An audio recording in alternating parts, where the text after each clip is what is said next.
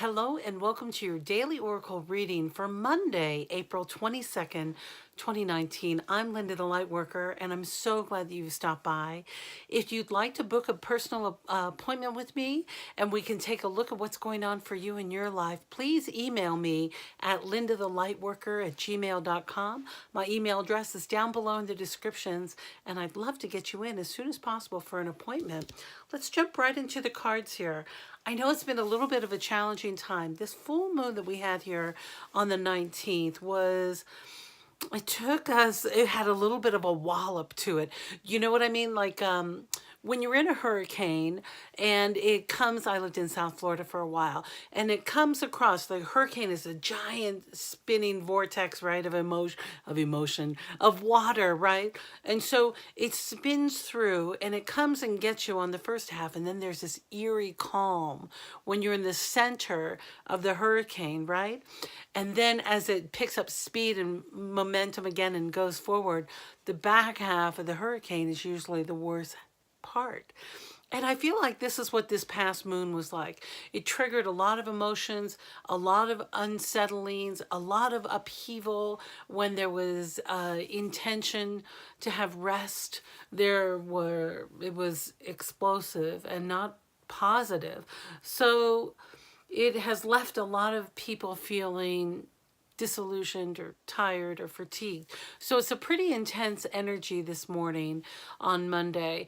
And I'd just like to say that as we're going through these turbulent times and things happen around the world, it seems like it's not enough by simply praying for peace or to channel our energies in a calm, grounded way, and send that energy out into the world. But I assure you, if you are able to really sit down and quietly ground down and be present, and then bring this energy of beauty and of love and of spirit, bring it in through your body and hook it in down through your feet into the core of our planet, and really sit and just really do some deep breathing. And if you're able to meditate in very grounded fashion, that's even better. Or prayer. Remember, when we're praying, oftentimes it's just chatter going out into the spirit world. So pay attention to your prayer. Like, are you truly praying, or are you just grounded and then is your mind just thinking again? So if we're able to bring our energy down and center it, ground it down, and offer prayers of compassion and love for those all around the world to help ease some of this turbulence that's been happening on our planet, it does help. So that truly is something that you can do, and it changes your energy, and then that energy becomes an influencer with others who wish to bring peace. So do your best to try and do that. When I sat and asked our cards what our message was for today, the first card I have come up here is this Miracles card. Now, I know we've seen the Miracles card come up quite a bit recently, and it says, expect the wondrous to emerge. But here's what I must say is the key word about this card is not the miracle, but it is the expectation of a miracle. And when we think about a miracle, right, we have a vision in our mind. Oh, what are some miracles people pray for? Pray for a miracle, pray for money to magically appear, pray for health to be magically restored. Excuse me, my goodness. One day I'll learn how to edit. No, I won't. Anyway, but paying attention to what we're praying for and what our expectation is. So this card is an invitation to broaden your perspective. And what is your expectation? Are you expecting a miracle?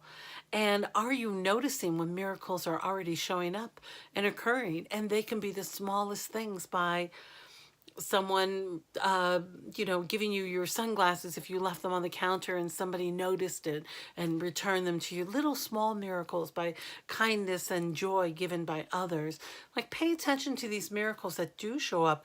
An appointment, office being rescheduled for something sooner that you really did want to get into. Like, those kinds of little tasks of things that we're wanting, that expectation of spirit handling those details and having them work out is the thing. Like, are you expecting a miracle, or are you focused only on the negative? Oh, if I don't do this, oh, this is a mistake. Like, pay attention to where your thought is and what your thought expectation is, because it is, I know for myself, as a woman who likes to do her best and be studied up and to really give 110% all the time when I'm out in the world.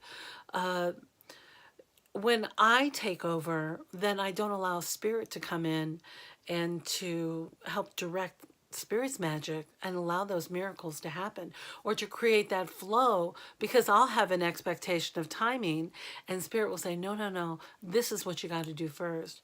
So paying attention to what spirit is guiding you to do so that you're staying out of your head. Sometimes it's important for us to be organized and flowing in that way, but really be moving in the path of spirit, which will solve those issues that have come up in our head, which is how we allow those miracles to happen, right?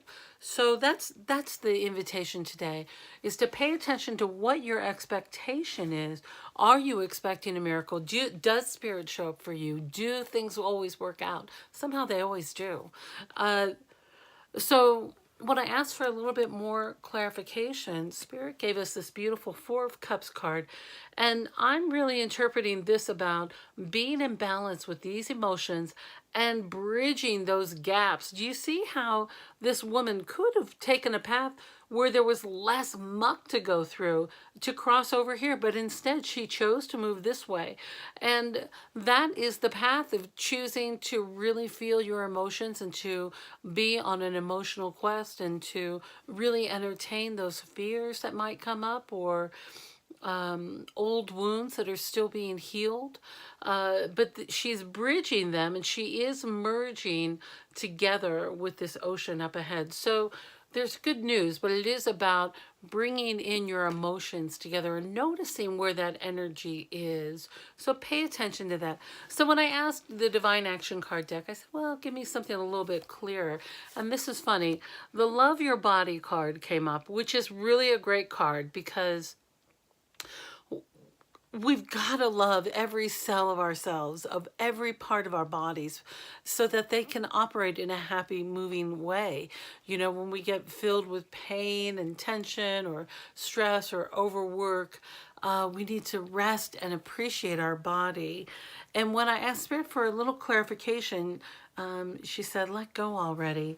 So it is carrying that drum of not good enough, not looking good in your body, not feeling whatever, looking at yourself with a critical eye of, oh, if only I were thinner, oh, if only I were fatter, oh, if only I were curvy, oh, if only I were, if only, if only, if only. Who cares? Look, you have a human body. Let me tell you, I got it on the down low that there are gazillions of spirits dying to come in here, right? They're in the ethereal zone and they can't wait to have a human experience. So we're the lucky ones. We get to be here in human form, in a human body, and it's our responsibility to love it and to do our best to take care of it, to feed it well, to drink lots of water, and to say nice things to it. So be good to your body. Love your cells. If you're having a hard time doing that mirror work, step into the cells and really love the individual cells, because, you know, on their own, they're really not very interesting looking, right? A cell, do you remember your drawings from 7th or 8th grade biology, like a little dot and then a little something inside of it and little electrons and neutrons running around inside of there?